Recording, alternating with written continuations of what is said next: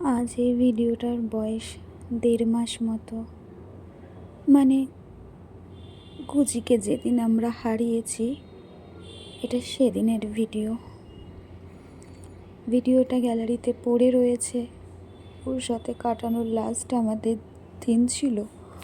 তো বাকি দিনগুলোর মতো আজকেও ভিডিওটা আমি ডেলি ব্লগের মতোই পোস্ট করব বলে ভিডিও তুলেছিলাম।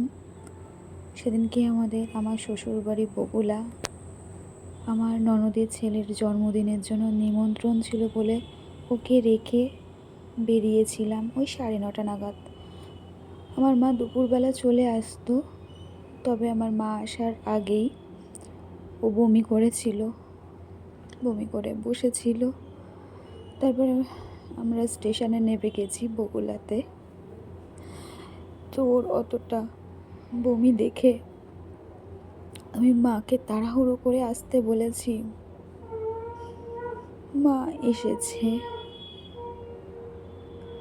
বমিটা পরিষ্কার করেছে, ওর কাছে ছিল। সত্যি বলছি, সকালে যখন ওকে খাইয়ে আমরা বেরিয়েছি, মানে সকালে ওর পাপাই ওকে খাইয়ে দেয়, মানে আমার বড়কে খাওয়াতো, এক বিন্দুও বুঝতে পারিনি যে ওর শরীরে কিছু হচ্ছে বা কিছুই বুঝতে দেয়নি। আর ওর একটু শরীর খারাপ ছিল না। আর সেই বাচ্চাটা যার জন্মদিনে আমরা গেছি, আমরা ওখানে গিয়ে 11টার পর পৌঁছেছিলাম। আমার মন যখন থেকে দেখছিলাম ও বমি করেছে তখন থেকে মনটা প্রচণ্ড খারাপ হচ্ছিল। বারবার মনে হচ্ছিল ওখান থেকে বেরিয়ে আসি। এই যে আমার মা চলে এসেছে, বমিটাও পরিষ্কার করে দিয়েছে। ও নর্মালি ছিল, কোনো কিছু শরীর খারাপ করেনি, কিছু না, বসেছিল, সব নর্মাল ছিল। তারপরে ও যেহেতু একটু বমি করেছে, একটু ঝিমোচ্ছিল, আমার বারবার মনে হচ্ছিল যে আমি চলে আসি ওখান থেকে। দেখো, খেতে বসেও আমি ভিডিও বানিয়েছি আমাদের খাওয়ার। আমি তখনও বুঝতে পারিনি যে এরপরে আমার জীবনে কী হতে চলেছে। আর সত্যি বলতে, আমরা তো গুজিকে রেখে এর আগে অনেকবার ওকে বাড়িতে একা রেখেই বেরিয়েছি।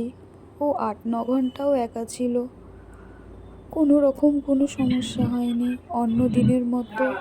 আজকেও দেখো, আমার মা বাবা দুজনেই ওর কাছে বসে আছে।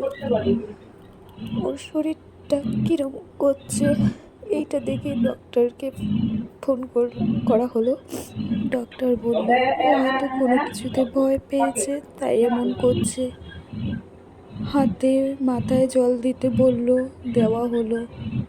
ওর 2:45 থেকেই শরীর খারাপটা করেছিল। তারপরে আমরা যখন বুঝতে পারলাম যে ওকে একটু স্যালাইন দেওয়া দরকার, তো আমাদের চেনা পরিচিত একজনকে ডেকেছিলাম, কিন্তু ও স্যালাইন নিয়ে আস্তে আস্তে